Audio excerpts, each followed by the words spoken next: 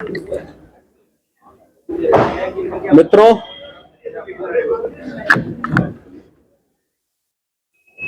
आज मुझे मेरठ का दौरा करने का अवसर प्राप्त हुआ। मेरठ उत्तर प्रदेश का एक प्रमुख महानगर है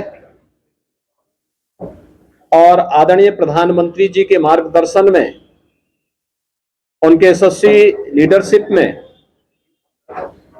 मेरठ ने देश की बेहतरीन कनेक्टिविटी को पिछले 10 वर्षों में प्राप्त किया है। देश की पहली रैपिड रेल दिल्ली मेरठ के बीच प्रारंभ हो चुकी है। 12 लेन का एक्सप्रेसवे की बेहतरीन कनेक्टिविटी मेरठ के लिए पहले ही प्रारंभ हो चुकी है। मेरठ से लखनऊ और प्रयागराज के लिए गंगा एक्सप्रेसवे का निर्माण अंतिम चरणों में चल रहा है और इस बार बजट में हम लोगों ने मेरठ से हरिद्वार के बीच गंगा एक्सप्रेसवे को एक्सटेंड करने का भी निर्णय लिया है। प्रदेश का पहला स्पोर्ट्स यूनिवर्सिटी हॉकी के जादूगर मेजर ध्यानचंद जी के नाम पर इसी मेरठ में बन रहा है। आज प्रातःकालीन सत्र में मैंने वहां का निरीक्षण भी किया। मेरठ में बनने वाला ये स्पोर्ट्स यूनिवर्सिटी खेलकूद की गतिविधियों की दृष्टि से मेरठ को, पश्चिमी उत्तर प्रदेश को और उत्तर प्रदेश को आगे बढ़ाने में एक बड़ी भूमिका का निर्वहन करने वाला है। और इस दृष्टि से हम लोगों ने आज वहां पर विश्वविद्यालय के साथ जो बैठक की है, इसके बारे में मैंने उनसे कहा कि सत्र में यही वर्ष इस एक नए सत्र को प्रारंभ करने का स्पोर्ट्स यूनिवर्सिटी का होना चाहिए और इस कार्यक्रम को हम लोग इस सत्र में प्रारंभ कर सके। प्रारंभिक सत्र यहां पर हम लोग सरदार वल्लभ भाई पटेल के इसमें स्पोर्ट्स यूनिवर्सिटी का प्रारंभ करेंगे और नवंबर 25 तक उस यूनिवर्सिटी के कैंपस के बनने की संभावना है, तो उस पूरे कैंपस पर उसे शिफ्ट किया जाएगा।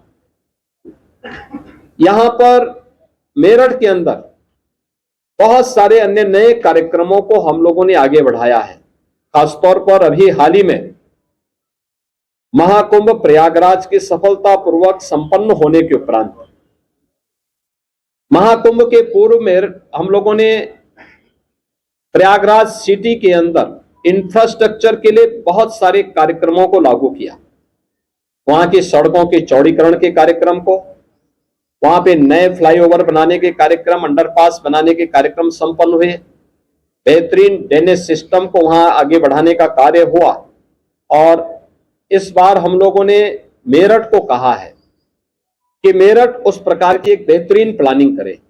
इनर रिंग रोड की समस्या हो, यहां के अन्य ट्रैफिक जाम की समस्या हो, वेंडिंग जोन बना करके स्ट्रीट वेंडर को व्यवस्थित पुनर्वास करने की हो, या सिटी के सीवर, ड्रेनेज और सॉलिड वेस्ट मैनेजमेंट की समस्या का समाधान, इन सभी के लिए हम लोगों ने यहां पर आज जनप्रतिनिधियों के प्रस्ताव पर मैंने लोकल प्रशासन से कहा है कि सभी संबंधित विभागों के साथ मिलकर के इसका प्रस्ताव तत्काल शासन को उपलब्ध करवाएं, जिससे इस पर आगे कार्रवाई की जा सके। और मुझे पूरा विश्वास है कि समय से ये प्रस्ताव प्राप्त होने के उपरांत सरकार इसके लिए भी आवश्यक धनराशि उपलब्ध करवाएगी, जिससे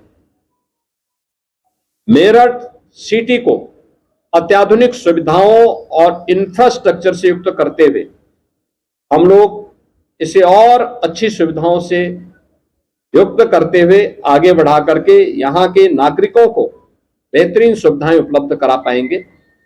आज इसीलिए मैं मेरठ में आया था। यहां पर हम लोगों ने युवा उद्यमियों के लिए भी एक नई स्कीम को जो लागू किया है, सीएम युवा उद्यमी स्कीम। मेरठ और सहारनपुर कमिश्नरी के 1070 युवा उद्यमियों को आज ऋण वितरण के एक बड़े कार्यक्रम को आगे बढ़ाया है।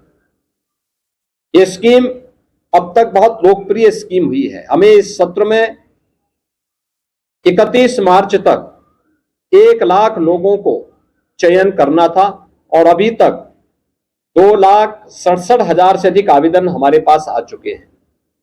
1 लाख से अधिक के लोन को स्क्रीनिंग करते हुए बैंकों को भेजा जा चुका है, जिसमें बैंकर्स ने अब तक 25,000 से अधिक का लोन भी स्वीकृत कर लिया है। इसमें सरकार मार्जिन मनी भी दे रही है और इंटरेस्ट फ्री लोन उन्हें उपलब्ध कराने के लिए सरकार आगे बढ़ा रही है, जिससे नए उद्यमी नए रोजगार के और नौकरियों के सृजन की दिशा में आगे बढ़ सकें।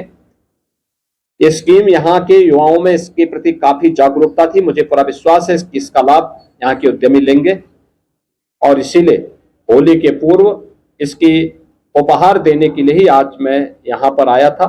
मुझे अच्छा लगा, जनप्रतिनिधियों ने विकास कार्यों में भी रुचि ली है और साथ साथ भावी योजनाओं के प्रति भी रुचि दिखाई है। धन्यवाद।